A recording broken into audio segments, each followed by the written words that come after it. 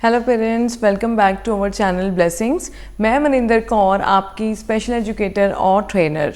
सो parents, reflexes की series को आगे बढ़ाते हुए आज हम जो वीडियो लेके आए हैं वो है ATNR पे, असिमेट्रिक टॉनिक नेक रिफ्लेक्स पे। पेरेंट्स, मैं एक बात आपको बहुत ज़रूरी बोलना चाहूँगी कि प्लीज़ इन चीज़ों को समझो, रिफ्लेक्सेस को समझो आप। नहीं तो जो भी बच्चे स्टिमिंग कर रहे हैं, जो भी बच्चे एस्केप बिहेवियर दिखा रहे हैं, वो बिलीव मी फाइट और फ्लाइट में ही एंगेज्ड हैं, क्योंकि रिफ्लेक्सेस रिटेन्ड है, बॉडी से निकले नहीं हुए हैं। बॉडी हमेशा स्ट्रेस में रहती है।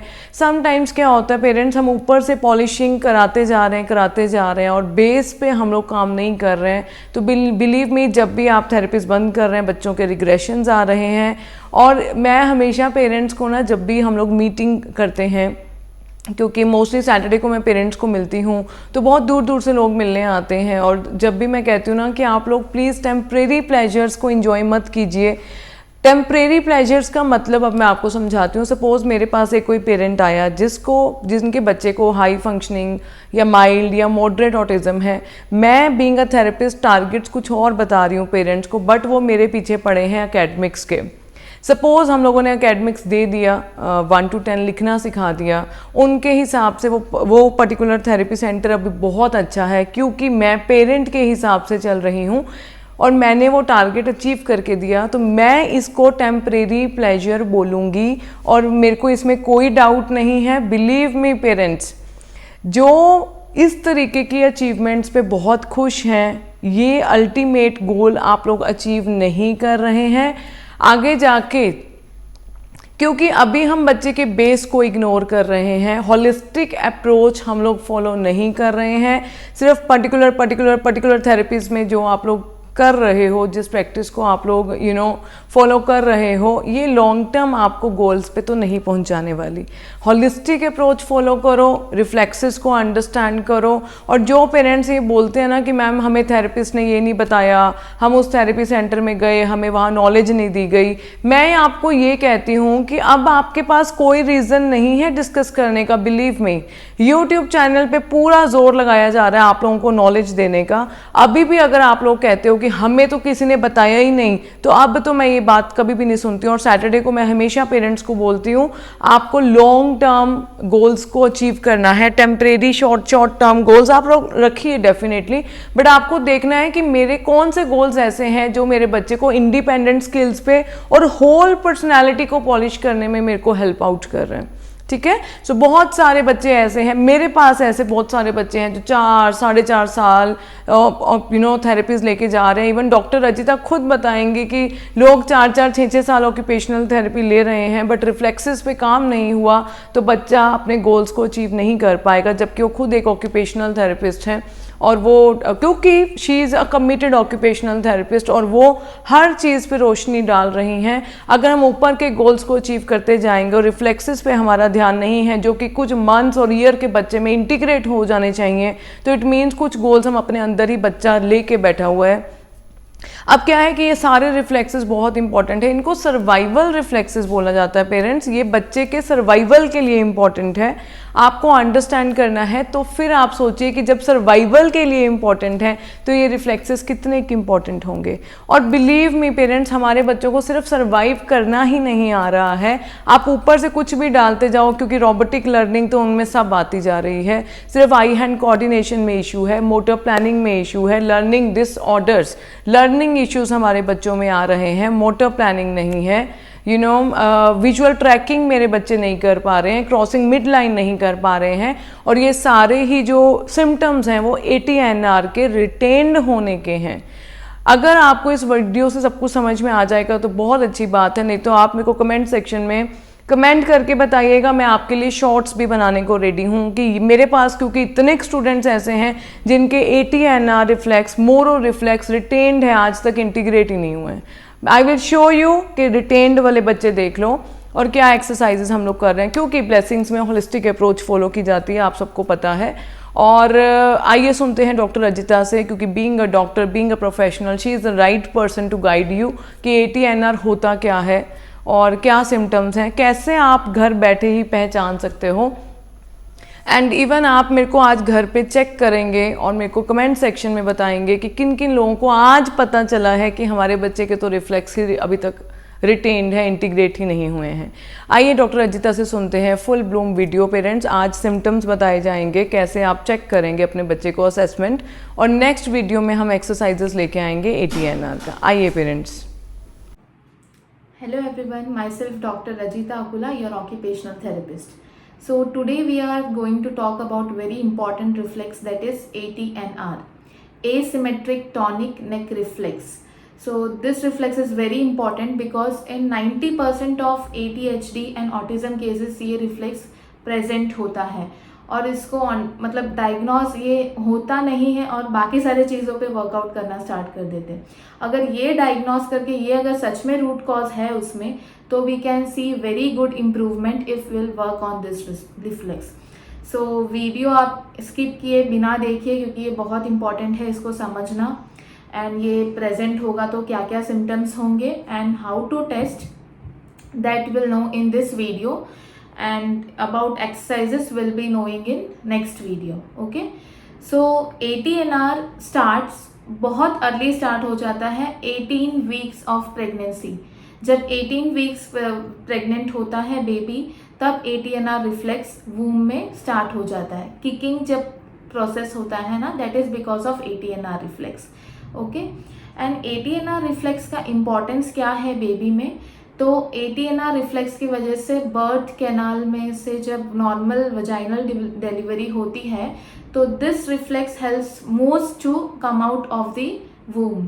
ओके, सो ये रिफ्लेक्स इन्फेंट्स में 18 वीक से लेके 6 मंथ्स ऑफ एज, बर्थ के बाद जब 6 मंथ्स ऑफ एज आता है तब तक ये रिफ्लेक्स प्रेजेंट होता है. उसके बाद धीरे धीरे up to the age of 1 year पूरी तरह से इंटीग्रेट हो जाता है.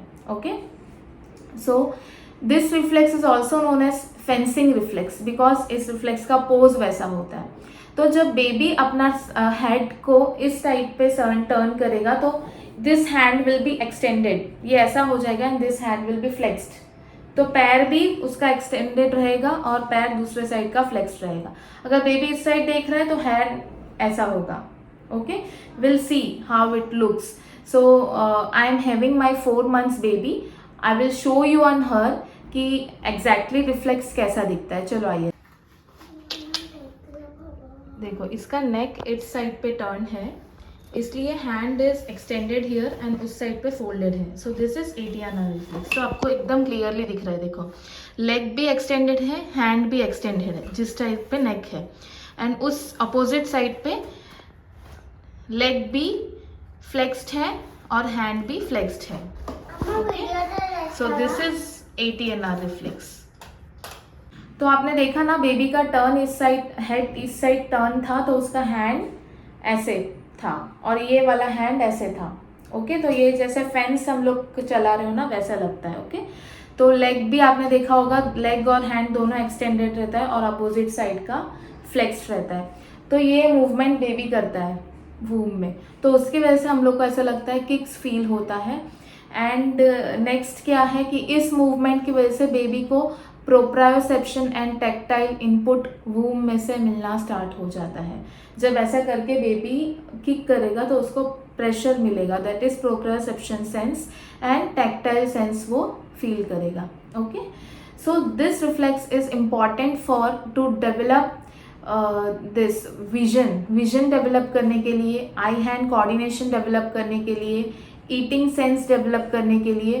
क्योंकि बच्चा ऐसे चीज़ों को लेके खेल के जब मुंह में ऐसे चीज़ों को लेके मुंह में रखता है, पैर को लेके मुंह में रखता है, तो ये कब स्टार्ट होता है चीज़ों? After 6 months it is started. तो जैसे जैसे ये रिफ्लेक्स इंटीग्रेट होता है, अगर ऐसे रहेगा बेबी तो वो नहीं मुंह में ले पाएगा ना. तो जैसे जैसे रिफ्लेक्स इंटीग्रेट होगा वैसे वैसे ये स्टार्ट होगा. ओके, तो जब पूरी तरह से रिफ्लेक्स इंटीग्रेट हो जाएगा ना, तब ये जो है ना उसमें परफेक्शन आएगा उसके बॉडी मूवमेंट्स में. ओके, तो यहाँ से जो ब्रेन स्टेम में से ये रिफ्लेक्स काम इनवॉलेंट्री मूवमेंट्स है, तो जब कॉर्पस हमारा एक्टिवेट होगा, ये तब कॉर्टेक्स हमारा एक्टिवेट होगा, तब वॉलेंट्री मूवमेंट स्टार्ट हो जाते हैं. और तब इसमें हाफ ऑफ द बॉडी ऐसी हो जाती है, राइट, और हाफ ऑफ द बॉडी ऐसे रहती है. तो इसको इंटीग्रेट होना बहुत ज़रूरी है राइट एंड लेफ्ट ब्रेन का कोऑर्डिनेशन आने के लिए। ओके, कॉर्टेक्स जितना एक्टिवेट होगा उतना राइट एंड लेफ्ट ब्रेन का इंटीग्रेशन बहुत अच्छा होगा। ओके, तो उसका जैसे जैसे रिफ्लेक्स देखो इंटीग्रेट हो रहा है तो क्या क्या बन रहा है, आई हैंड कोऑर्डिनेशन अच्छा हो रहा है। बच्चा लेके जब मुंह में रख रहा है तो this is improving his I hand coordination. यहाँ से लेके चीज़ें यहाँ रख रहा है तो मिड लाइन क्रॉसिंग उसका इम्प्रूव होगा। तो जितना बच्चा मूव करेगा, जितना बच्चा क्रॉल करेगा, क्रॉल करते करते इधर उधर देखेगा, उतने अच्छे से ये रिफ्लेक्स इंटीग्रेट होगा। फिर उसका लर्निंग भी बहुत अच्छा होगा, राइट। अभी ये रिफ्लेक्स अगर इंटीग्रेट इन सम केसेस, अगर बच्चा ये ऑटिज्म में क्यों ज़्यादा देखने को मिलता है, तो बहुत सारे बच्चे को फ़ोन दिया जाता है, राइट। फ़ोन दिया जाता है तो उसके वजह से ऑटिज्म बहुत सारा अभी देखने को मिल रहा है हम लोग को, because of using screen time. पहले तक ठीक था, स्क्रीन टाइम की वजह से पूरा बैक हो गया। तो वो क्या होता है ना, बिकॉज ऑफ स्क्रीन टाइम जितना बच्चे को मूव करना चाहिए उतना मूवमेंट बॉडी को नहीं मिलती है। Okay, so because of lack of this movements, crawling भी कई बच्चे स्किप कर देते, क्रीपिंग स्किप कर देते अपने डेवलपमेंटल माइलस्टोन्स में। तो जितना राइट और लेफ्ट ब्रेन के बीच में कोऑर्डिनेशन जितना होना चाहिए ना, उतना नहीं बन पाता है।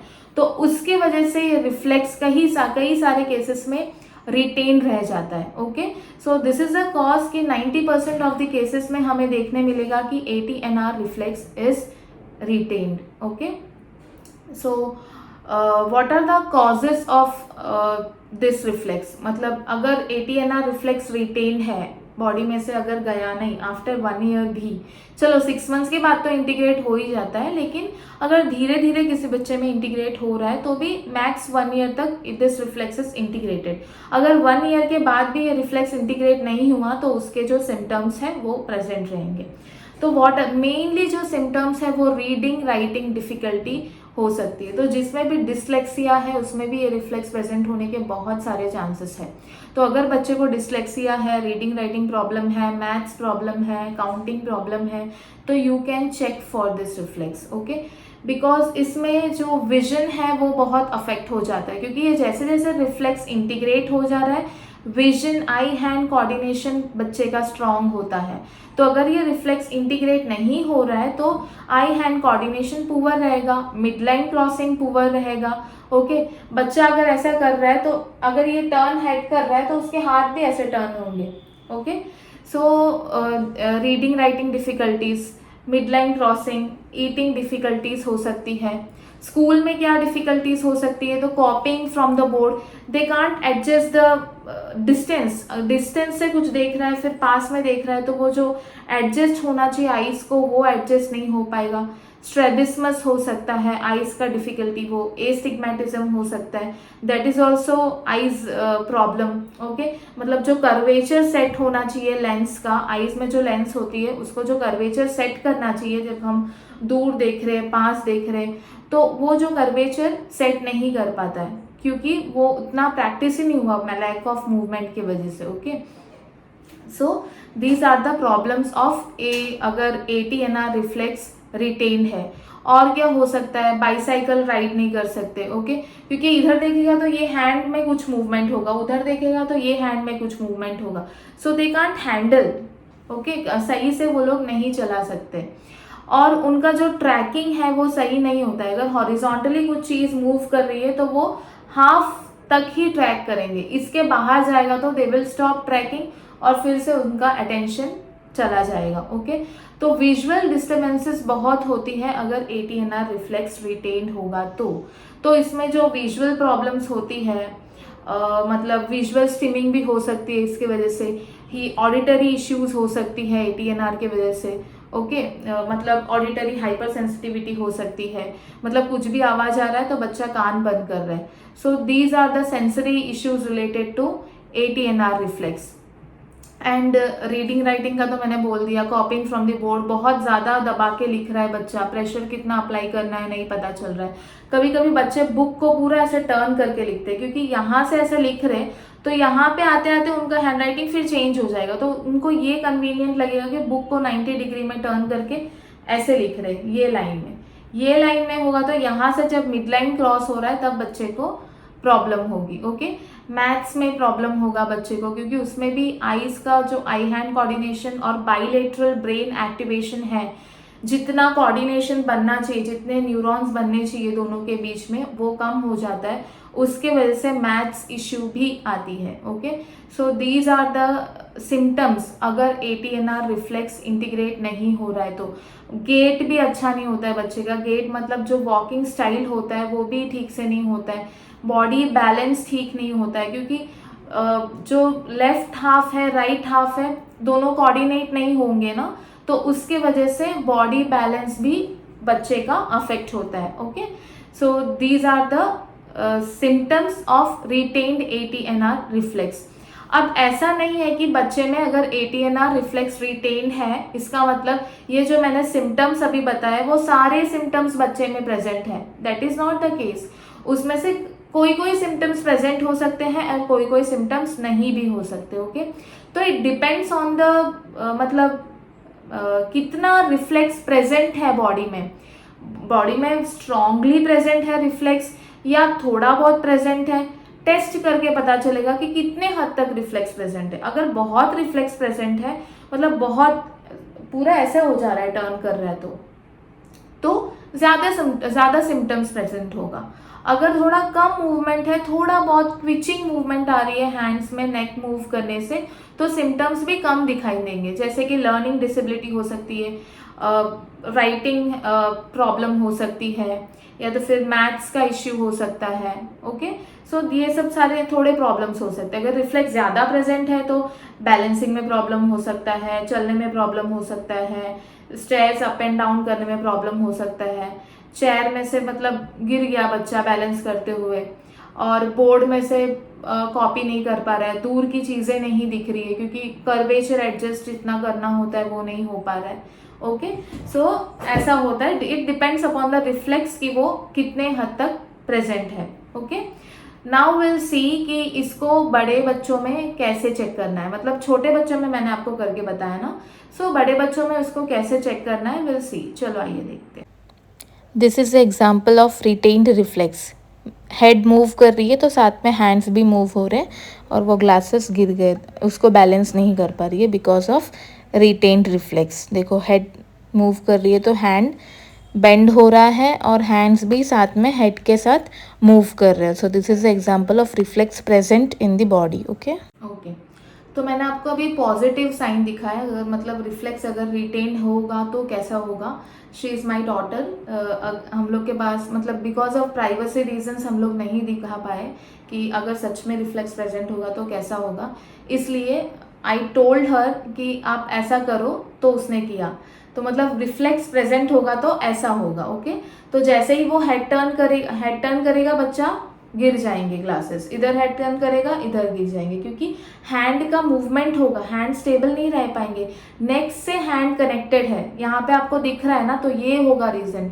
नेक मूवमेंट से हैंड मूवमेंट्स कनेक्टेड है, ये इनवॉलेंट्री मूवमेंट्स प्रेजेंट होंगे बच्चे में।